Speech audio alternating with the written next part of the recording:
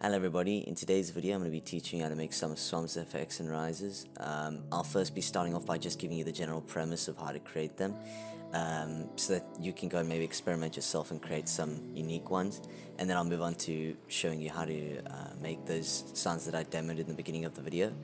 But anyways, let's get started. So for the most part, the FX and risers just revolve around the coarse pitch being modulated, occasionally some filtration, and not much processing, mostly just distortion, and then I add a bit of quick delay just to give it a spacier sound. You'll hear me use that word a lot. So let's begin by looking at the synths that he usually, or the wave shape he usually uses. It's typically a saw or sine. Sometimes you can even use the noise oscillator. You can add some white noise and mess around with the filtration, but for today's video I'm only going to be using a saw and sine. In terms of the LFO curve, it's usually going to be something like this. Sometimes you can even leave it as its default shape. But anyways, you're going to drop that onto the coarse pitch. You can enlarge it a little bit, and right off the bat you can hear exactly what it's doing. Obviously this is extremely basic and kind of boring, but I'm just going to demonstrate what moving this curve around does to the sound. You can have a listen. And just listen very carefully for when I bend this here and change the gradient, or change the bending of the gradient, you can say.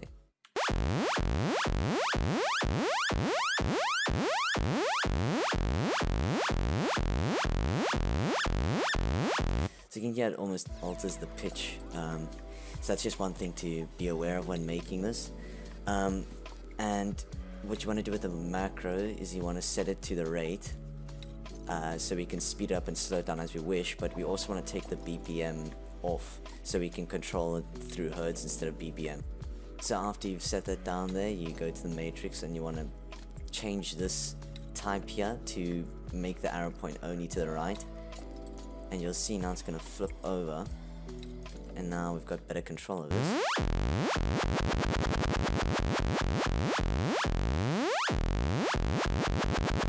That's all cool. Additionally, you can add some distortion. I usually use the diode one. Gives it some nice color, makes it a little less boring. It's even some delay. I usually set it to 1/64th of beat. Set it to ping pong. Very small amount of feedback, a little bit of mix. The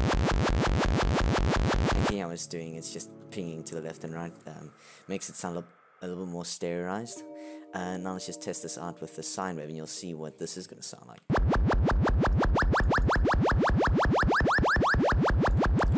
Not much of a difference because of the distortion. Let's remove that and see what it does now. Sounds more like a bubble, I describe it as. So all that I've showed you so far is to create a sound that remains within the same boundaries of pitch, as in, just falls to one point in the coarse pitch and then rises back to the next. But if you actually want the pitch to rise and fall like a riser would, you have to use a second LFO, or whichever LFO is free for you. In this case it's LFO 2. You set the rate to however long you'd like it to last for. So let's say it would be a bar in length. You would set the rate to a bar. As for the curve, if you want to rise, you would have this go up. You would have the gradient be positive. If you want it to fall in pitch, you just have the gradient be negative. And you just follow this. And you can create whatever you want. Let's say you want to maybe rise and fall. I would create an LFO curve that looks something like this.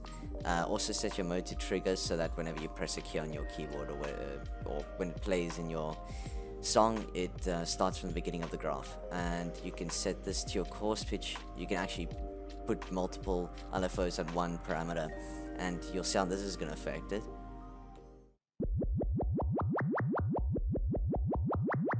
So yeah, it's just triggered over and over from the beginning. If you don't want it to start from that low, you can go to the matrix and then just set your type to only pointing to the right, so that it's no longer bipolar. Now it's going to start from the center of the coarse pitch, and it's just going to rise up, so it'll just be higher in pitch than from before. Additionally, you can open up the filter and you can mess around with different filters. The flanges sound pretty cool. There are a few on the miscellaneous tab that might interest you. There's the reverb, which can create some cool sounds. And all you're going to do is usually just modulate that with your LFO.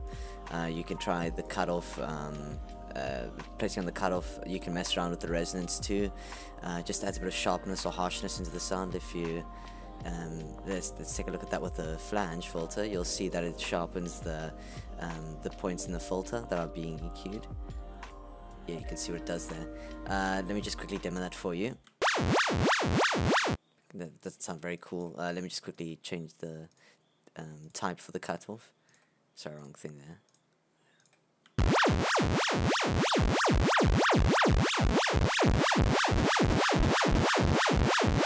You just need to find a sweet spot. There's usually one point where it sounds pretty good. I'll test with the reverb.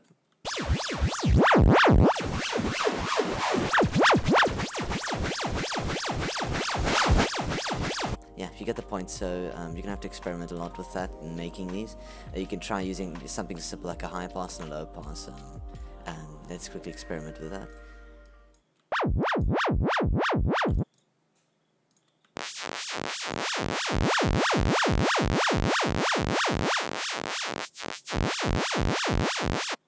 Alright, that's all for the filter section.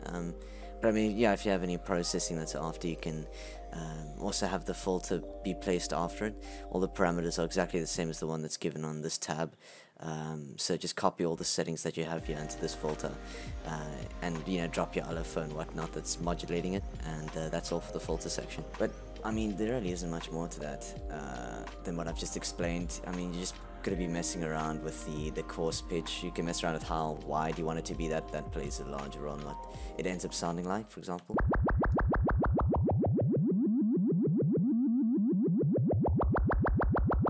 Actually, that reminds me, the last thing you want to be able to modulate is just what I've just done there, how wide that is. So what you want to do is you want to head off to the matrix and then find that LFO that's controlling the coarse pitch, and then you want to set the aux source to a free macro. So in this case I'm going to use macro 2, and you'll hear what this is going to do now. So what that's controlling is the amplitude of this graph, and yeah, that's pretty much the last of manipulation.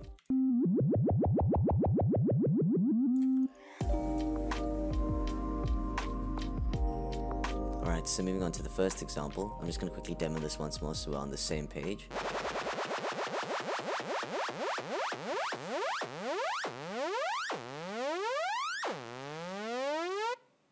So it's just a standard saw wave. Yeah, just try copy down this LFO that's down here, and you want to place this LFO on the pan and then also on the coarse pitch. You want to set the coarse pitch's width to around about 38 or 40. It's important that you get around about that number, because otherwise it sounds either too low or too high. And then next you want to open up your filter, and you want to have this set to flange HL6+, which is down here, and flanges somewhere in the middle of the list. First of all, have the cutoff set to about 1480 Hz. Have your resonance about 30%, and your HL width, which I'm actually not even sure this has much of an effect on it all. I mean, this doesn't quite matter, but place your LFO on the cutoff, and then have it down at about -35. And then in terms of modulating the rate of it all, I just had a macro put on the rate. I unticked the BPM so I can manipulate it in Hertz. And if you want to get this in sync with your track, you must just use an online Hertz to BPM calculator. And processing, it's just distortion, it's diode 2. The drive's almost maxed, about 86%. The mix you can actually leave on 100%, just somewhere between 90 and 100%. And I actually have the LFO one also modulating the frequency of this. So first of all, set the post filtration on, and then have it set to high pass. You can just drag this up and you can move it. And then drag your LFO one onto it, and have your frequency set to about 208 Hertz. And then have make sure if you go into the matrix tab, you can spot this. Make sure that your distortion frequencies type is set to only pointing to the right, and then you want to have the blue illumination to the left of the white mark, and that's going to sound like this.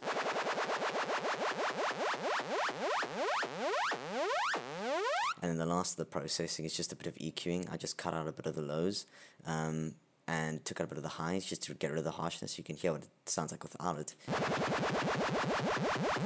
mean, it's all up to taste if you want to keep that or not.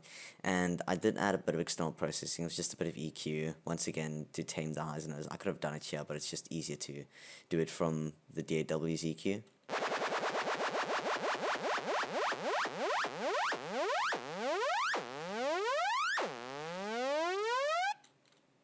And that's the last of that. Alright, for the next sound I've got somewhat of a bubble riser, or rather down riser this time.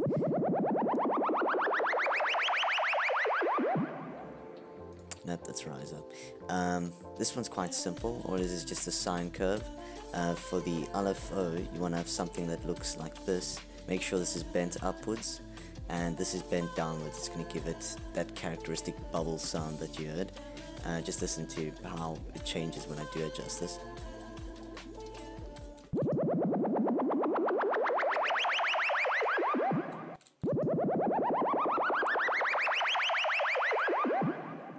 So you can hear what that does. This is controlling the coarse pitch. You want to have the width set to about 21, if you can see there.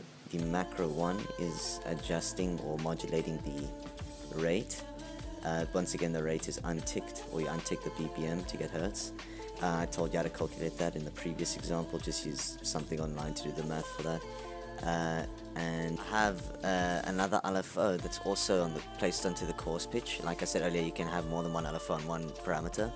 This one's going to be rising up and then dropping back downwards. It's set to 2 bars, which means the rise will last for 2 bars, but you can either increase it to 4 or diminish it to 1. The width is set to 24, and if you can see, it's going upwards from the white mark in the center. To do that, you just go to your matrix tab, and then you set your type to have it only pointing to the right. I think that means it's unipolar. I don't know how they describe it. Yeah, unipolar. And the processing that's involved, I added delay that's at an eighth value of a beat, rather. It's set to ping pong mode, mix is down at about 34%. Feedback is very low because I only wanted for it to repeat once. And there is a bit of reverb, nothing too special. You don't have to copy these settings. It's once again up to your taste how you want to do that. And that's pretty much about it. I keep forgetting this, but also what's happening in the playlist here. If you can see what's highlighted here, it's just ever so slightly decreasing. This is the macro one that's being automated now.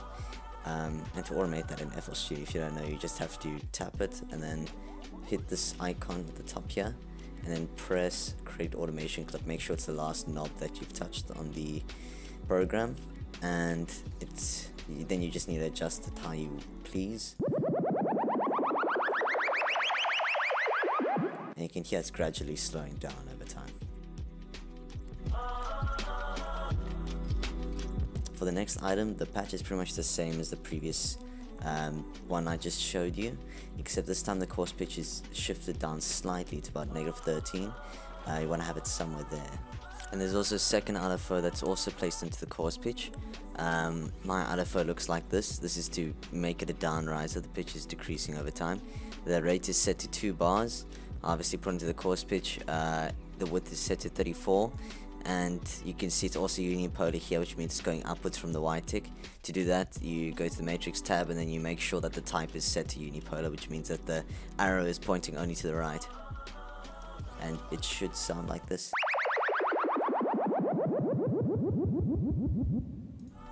Once again, the rate is just slowing down over time with my automation, and that's about it. For the next sound, it's once again a sine wave. This one's not too complicated either. You'll see what's special about this one though.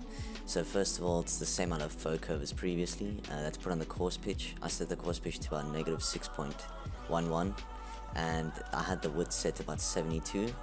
Then once again I unticked the BPM, and I had macro 1 set to the rate so I can automate it in the playlist. And now we have a second macro, which if we go to the matrix tab, you'll see what it's doing. I had it set to the aux source of the coarse pitch that LFO1 was modulating, so that's this thing over here. But what macro 2 is doing is it's controlling the amplitude of the graph. And then in terms of effects, I just had a bit of delay. This time it's set to quarter note. Ping pong mode, the frequency or the filtration that's happening after it isn't too important. You can adjust that as you please. The feedback set to very low, so there's only one repetition. Mix is about 24%. Pretty much the same reverb as before too. You can just up the high cut if you want it to be deeper in sound. And that's all for this, yeah.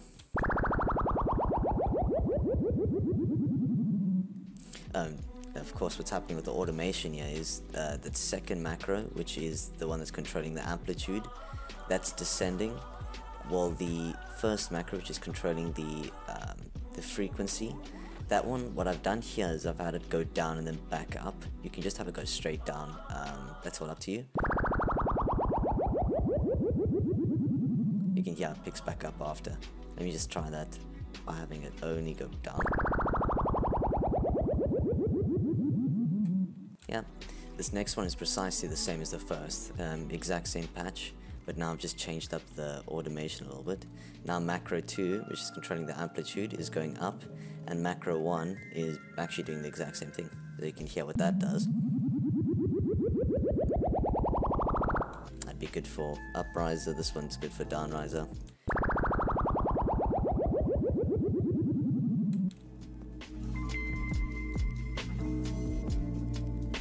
And then lastly is this patch here, which I'm particularly proud of.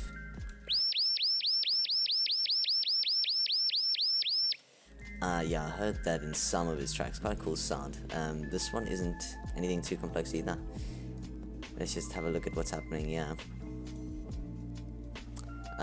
So firstly, we have this LFO which looks like this. You want to get it to be exactly as it is, yeah.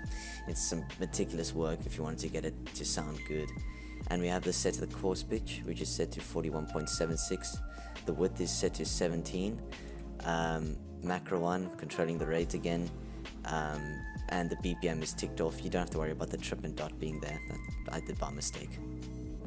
And this LFO 1 is also controlling the cutoff of the filtration, which is low 24. The cutoff is set to about 425, and it's just pushed up slightly. With regards to the effects that I used, it's just distortion, diode 1. Mix can be up at about 85%. The LFO is controlling the drive. It's also placed into the frequency here. So we have some post filtration set to high pass. I'll show you how to do that earlier. And it's moving upwards from 99 Hz. It can be anywhere around 100 Hz. The width is set to 36. There's a bit of EQ happening. It's just cutting off the lows and cutting a few of the highs to tame the sounds. And the filtration, once again, it's just another low pass. It's nothing too hectic, it's just at about 11,000 Hz. And that's all for this sound. I do believe I actually have some external processing. Oh yes, yeah, actually what he's done, what SwuM's done in his tracks is he's had the panning go from left to right. In terms of how the frequency of that, you can do it as you want. I've done it every two beats. And with the macro, I've just adjusted the frequency of the modulation ever so slightly, going upwards and downwards. You can hear it.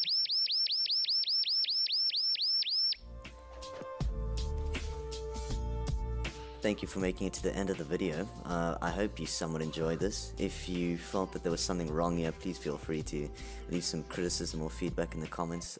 This is the first time I'm doing something like this, so I'm more than understanding if something like that happens.